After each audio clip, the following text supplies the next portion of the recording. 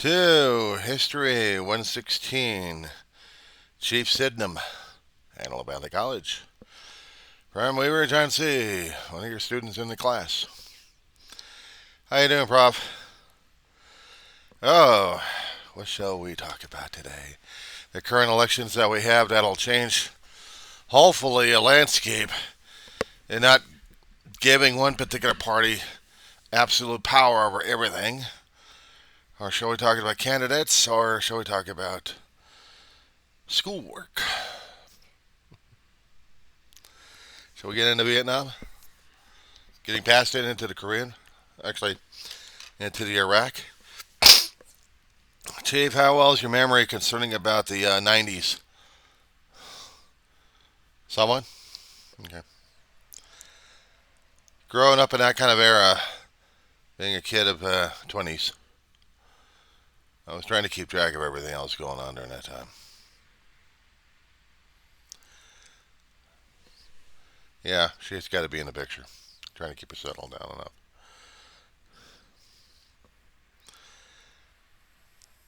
When one goes out and looks for work, work is the priority and politics can be pushed aside. It didn't matter if we actually had a government setup of a government in Iraq, let alone in Iran. Iran blew up and bit us in the face when we actually had the Iranian Guard coming in, who was taken over since '79 and made it into a Sharia law place. So I'm looking at it anyway, since you have religion dominating government. It kind of scares me because we're coming into that situation, aren't we? Or are we in that kind of a situation right now as it is? Maybe the students don't know and don't realize this. That First Amendment, when it was created, we did not want government overstepping and over dominating the government, let alone the people's choices of what they wanted to believe in. Wasn't that one of the reasons why we had the colonists coming over to come into the new land through manifest destiny?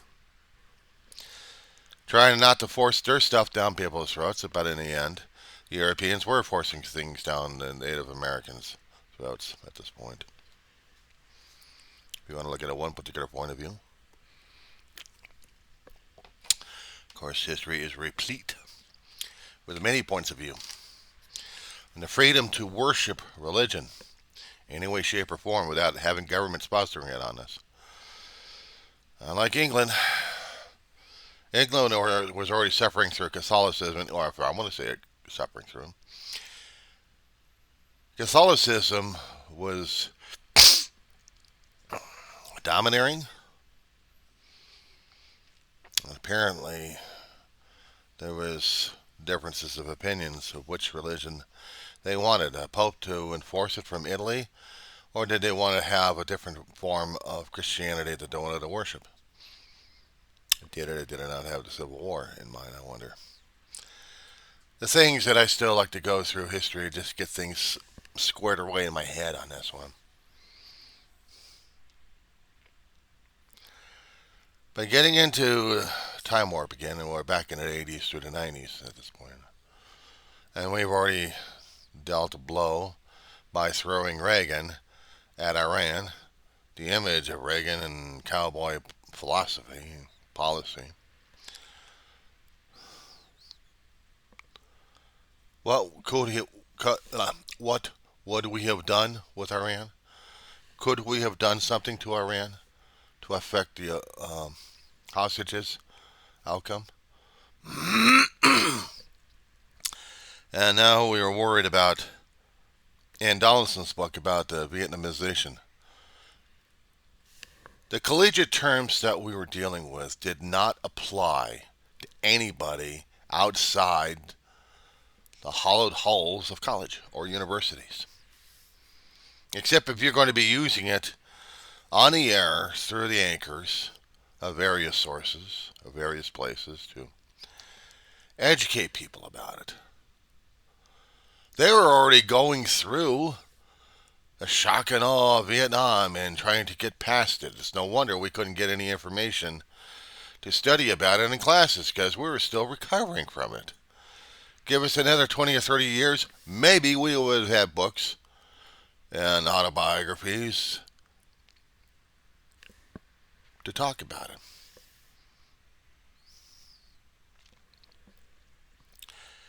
It was a shock and awe of a war that rattled our confidence. It did. And now my generation outgrew the tail vestiges of Vietnam. And now we got into terrorism. And one thing Donaldson didn't cover. In-betweens. Achille Laurel, does that ring a bell? Pan Am, does that ring a bell? Lockerbie?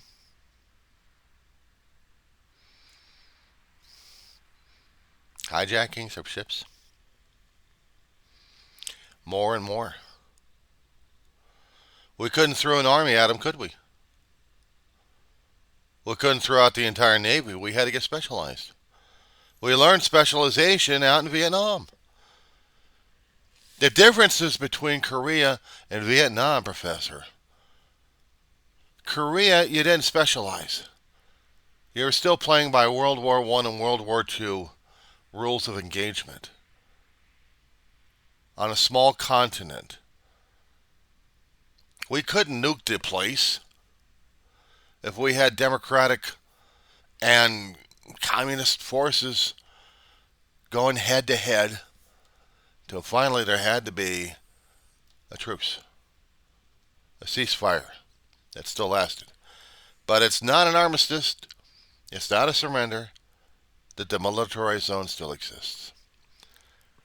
But now we jump about 10 years after that, 10 or 15 years for us, and into the time and place of Vietnam, where communism was still spreading and the communist scare was still there.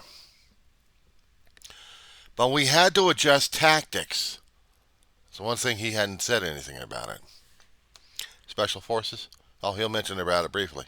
But he didn't mention anything more specific about it.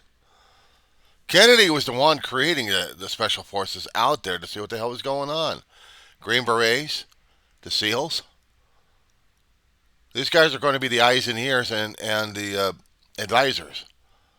But they're also the special forces that you would send in. And I'm not just talking about the Green Beret movie of John Wayne. It may have gotten just a little bit reality and Hollywood. And we've gotten a lot of shows and movies after in the 80s to 90s to talk about it. But we had to have the special forces out there to see what was going on and to fight in certain selected battles. Small surgical strike groups better than large contingencies. I had a cousin, David Cameron. I never met him before in my life. Wish I had. A lot older than I was. He was trained as construction battalion. Out of Oxnard, he got transferred out of there, got sent on a transport, landed in Vietnam. He was working on bases. He was building bases up. But he also got into a combat situation where the SEALs had to rescue his ass. And he was so impressed by their operation, he wanted to go. I think he did 1 or 2 tours as a CB, but I know he did 2 tours as a SEAL. So, he qualified for the teams. And after the war was ended for him, did his rotation out. 2 was enough for him, I think. From what the family history kept telling me about David Cameron, he went to continue his training on the coastline of San Diego. Correction. Orange County, LA area. Balsa Chica. He was based out of Long Beach. My brother was growing up. My brother was a hellion. 8 years older than I was, and he still couldn't get his act together. Strong swimmer. Very strong. He loved swimming.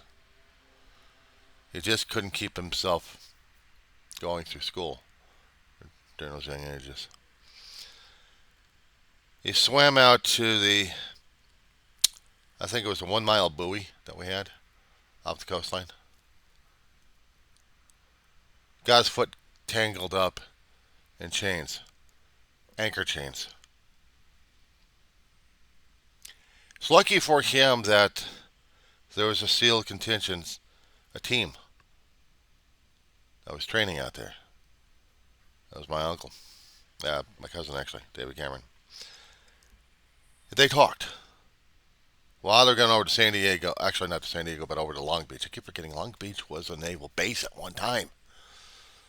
San Diego is the only naval base I knew that was still in active operation, still is, but Long Beach used to be a shipyard. A shipyard. Throughout the decades until base commission. It. Why do we need a base over here when we got a base out in San Diego? That was not a shipyard. The shipyards we had were up in Bremerton. Well, we couldn't have a second shipyard out in Long Beach? Shit. Personal history between my mother and this situation over here. She had given me and my big brother to our aunt to watch over and let them enjoy their day and his fun at the beach while Ma was busy with other things. And apparently the girls that my aunt had weren't able to keep track of my brother and keep him out of trouble. I'm glad David Cameron came along. Didn't even realize at the time he was one of our cousins. Saved my brother's life, took him over to Long Beach. They contacted my aunt and then contacted my mother. Let's just say things got ugly. But my brother was impressed by David Cameron. He wanted to be like him. A frogman. Worse than a frogman, unfortunately. And my brother did work hard on his grades. He did work hard on his physique throughout his life growing up, to the point where he got into the Navy. Navy was the last thing he wanted to go into. He wanted to go into the Marine Corps because he was also impressed by one of his uncles, who was also a Marine, fought in Korea, Battle of Incheon. That was the one thing my uncle would not talk to anybody about except to another vet, not even to his family. He talked to my brother because my brother was a vet. Oh, actually, he was in the Navy. They could talk.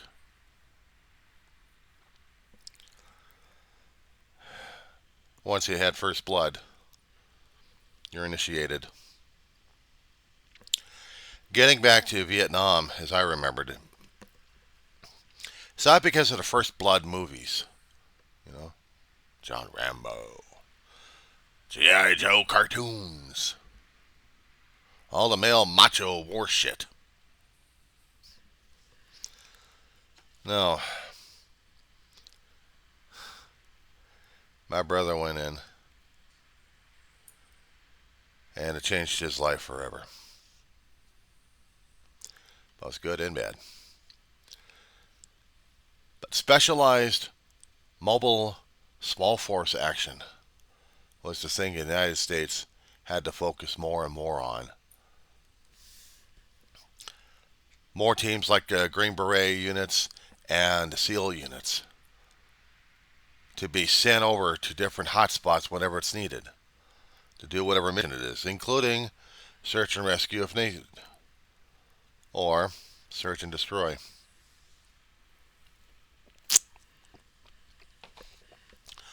Gulf War kicked in, my brother wasn't privy to the intel. He was just trying to get another job to survive. I was already working as a kid in retail health. And then Saddam Hussein had to make his... I don't do Saddam Hussein. I go Saddam Hussein because he was insane. Kurds up in the northern quadrant of Iraq being used as a test guinea pig for chemical warfare. I don't know what other kind of resources Iraq had except for its oil riches. I mean, the Middle East was supposed to be an oil platform, wasn't it? Pick a country, and that's where you stick your oil rig in and you suck it up. But when you have Kuwait, a little bit more of a liberal democracy at the time, a lot more friendlier to the Western countries, and probably a better GDP than Iraq.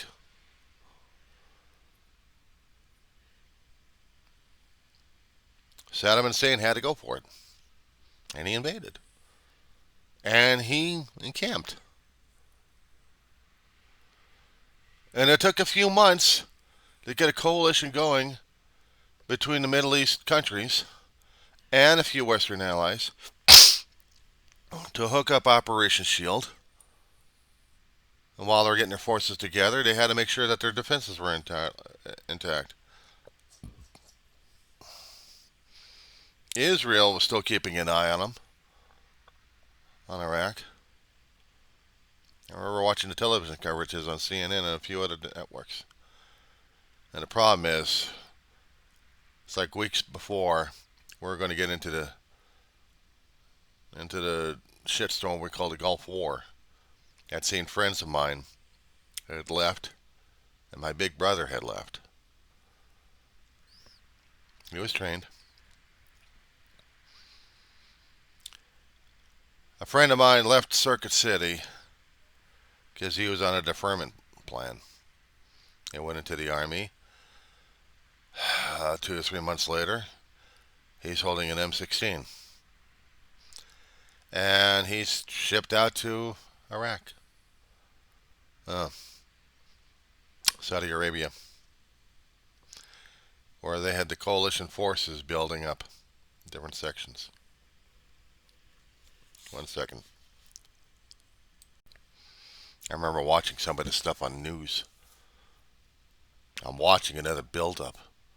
My mama's behavior is getting a little erratic during that time because she saw Vietnam happening all over again in her eyes. But the thing is, she never talked about it. She'd seen the beginning of Vietnam, and she'd seen how it played out on television. Now, she wasn't one of the protesters. She had to take care of her family. Family came first. She was born in 1938. So she was born during World War II. And she'd grown up as a kid watching Korea War. Probably on the news films and maybe on television if they actually had one. But Vietnam became the centerpiece of every news cycle that they actually had. And Ma had to watch that crap. Am I against the Vietnam War? It was politics all over the damn place. If you wanted to follow the rah-rah-ree, America is free, something like that. Okay, fine, we do it that way. But if you're like, no more war, and then you're also on the other side of this one over here, and probably on the side of Hanoi Jane. She thought it was just a lark. She still hadn't apologized to any veterans about it. And the veterans are still pissed off at her to this day. But the ones that still remember and still talking about it among themselves on this one. I'm saying because I came across it a lot. Including my brother. He never did like Hanoi Jane after that. But we didn't have any Hanoi Janes concerning about the Gulf War. We didn't have any turncoats or anything else like that during the war. I'm watching the damn stuff. I got family coming in, camping out for a few days, and we're just getting into the kickoff of the damn thing. Dave already packed up his trash about 2 or 3 weeks earlier. I forgot he had that much stuff in his bedroom. Go bags, equipment bags. Shoved them in his car, rolled it all the way down to Coronado. Next thing we get is a phone call. Yeah, he's on his way halfway across the world. Dave carried 2 phones. One was when we actually had the cellular technology coming out.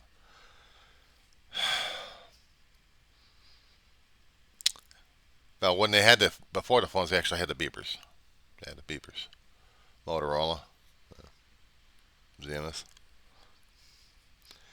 Carried one for the family, but he also carried one for the military. And when the military rang, he answered.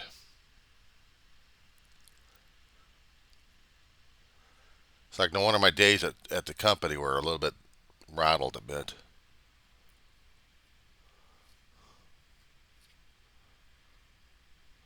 Get the morning shifts most of the time. During the kickoff season, all I had was morning shifts. I didn't mind morning shifts.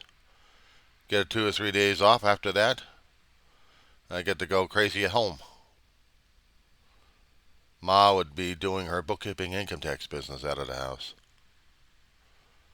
Dave would have been out for different jobs, but unfortunately, they all had to be held in check or you got laid off.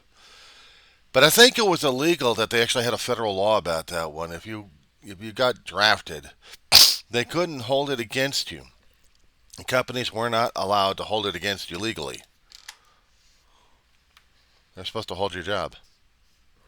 He's in between jobs. So his main job was going to be Uncle Sam. Yeah, right.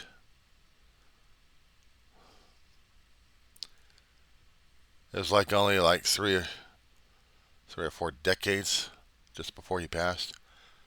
And we were talking about what he went through.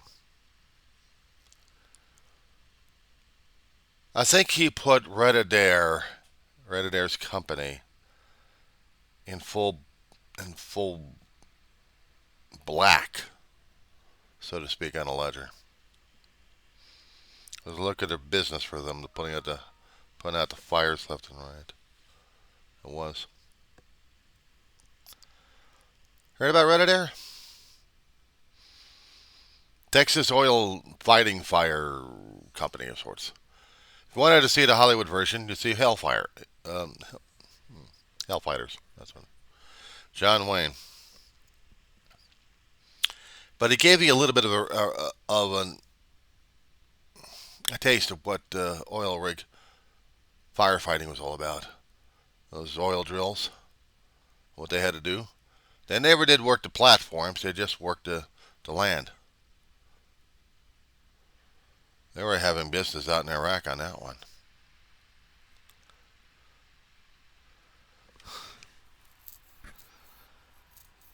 I saw it on CNN. They were getting up to the kickoff.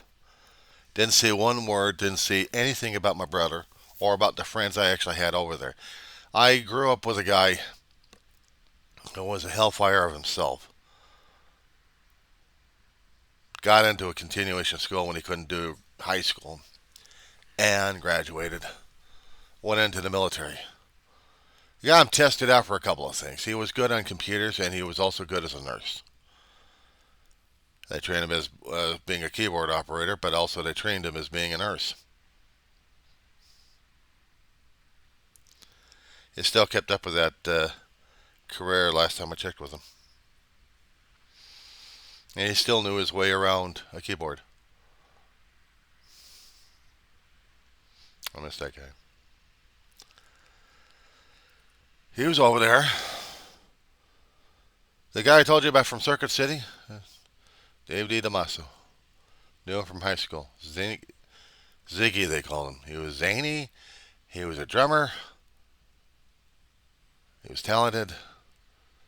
And now he carried a gun. And he went in. He went in.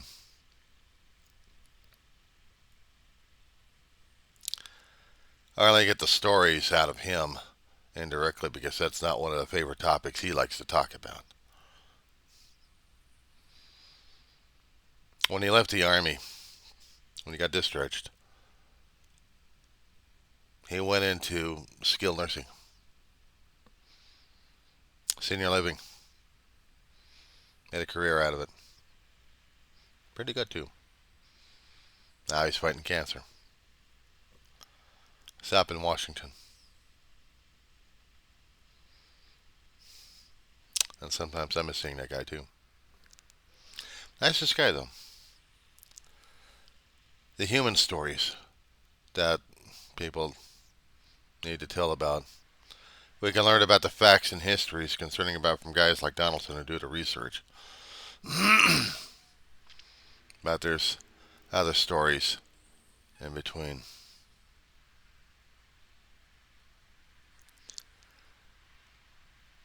Ma and I were watching the television with a couple of our cousins who came over for a visit.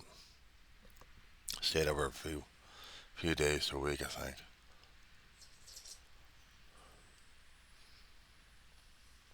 And we saw the kickoff. I think Ma saw my face turn ashen white. I looked at hers, and we were both looking at it, wondering where the hell Dave was.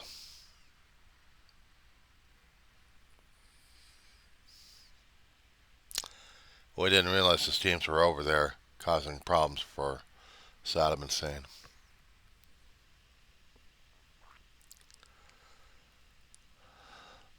We saw that first night of the aerial assault over Baghdad, and then Tel Aviv, but not much activity in Jerusalem.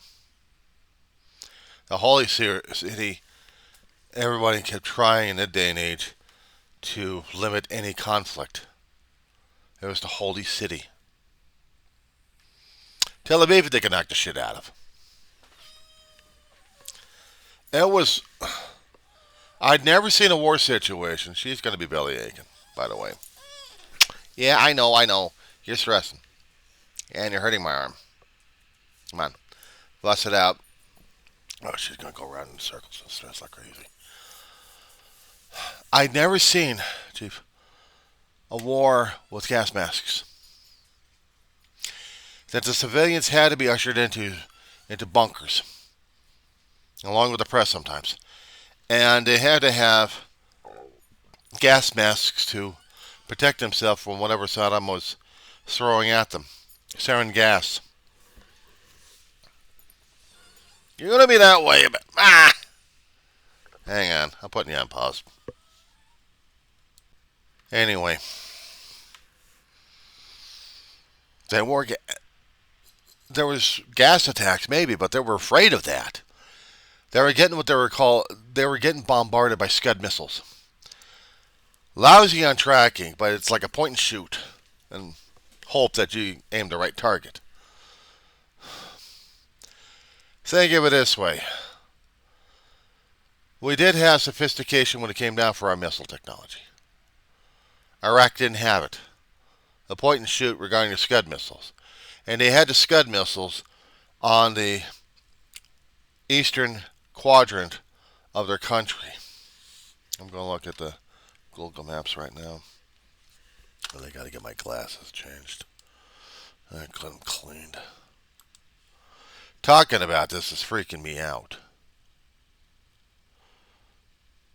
But I still need to get this out of my chest.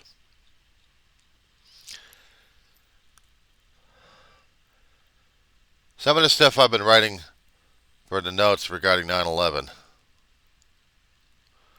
it's like round 2 with the gut punch. And I just ate breakfast. No, you don't. Get out my glasses, bug. Damn roaches. Anyway.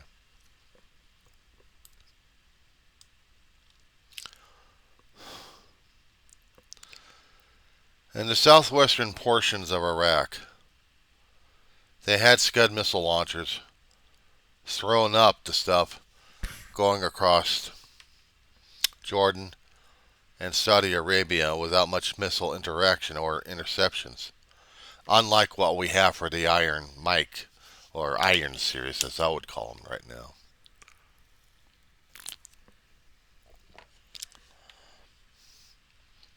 Everybody was based off of the portions of Kuwait and Iraq, and when they decided to cross over the borders, that's when all hell broke loose. And Tel Aviv was getting his ass kicked. They weren't worrying about the Gaza Strip getting nailed. They were more worried about Tel Aviv getting blasted out of existence.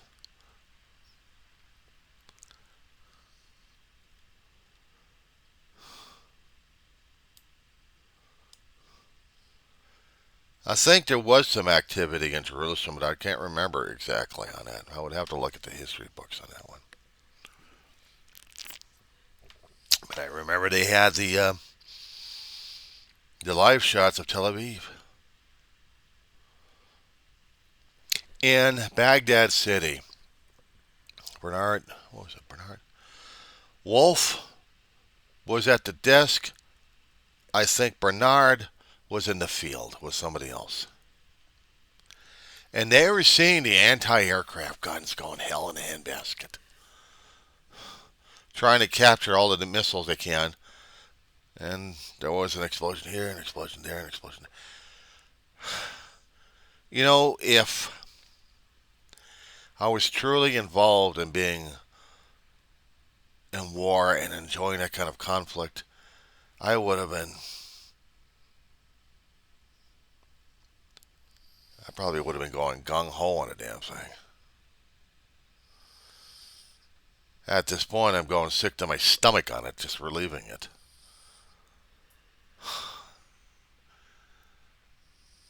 Way to watch some of it on the CNN. Actually, on some of the networks afterwards. We'd watch it on the networks. At work. It was like maybe a 2-week thing going on. Sometimes the management had to switch channels because we really didn't want to get into it, but channels would be switched back to the battle again. Back to the war. We were all nervous. Didn't matter what age group you were in. The company I was working for, Circuit City, we had an age bracket between teenager all the way through 70s or almost 80s. There's a guy named Bob Smith over there.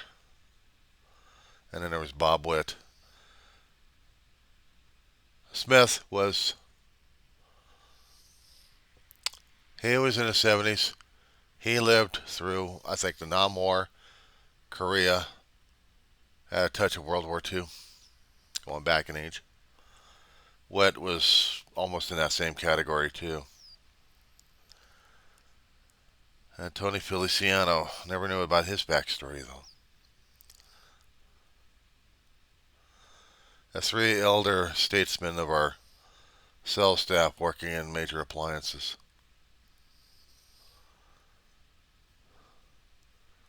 Their attitude was different than the youngers.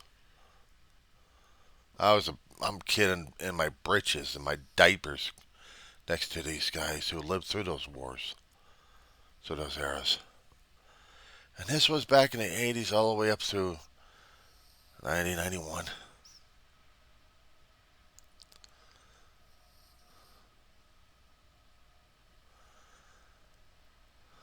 Grumpy as hell. One of them was. But it's still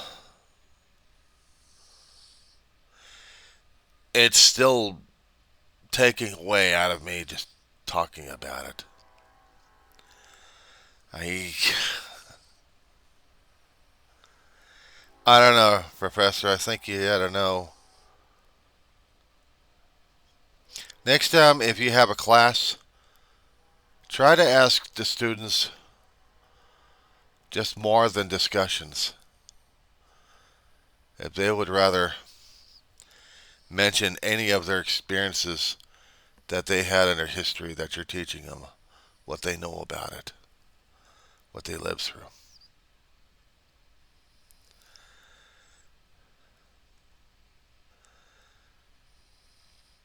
And it's like part of me still wants to shut up and not deal with any of it. And until 9/11 kicked in, I still got to get that damn thing worked on. Just to put it out there. It is the 4th, but I'm trying to put a self-timing on myself to get it done, either by this week or by the beginnings of next week. At least get something going on it. We'll talk again, Chief.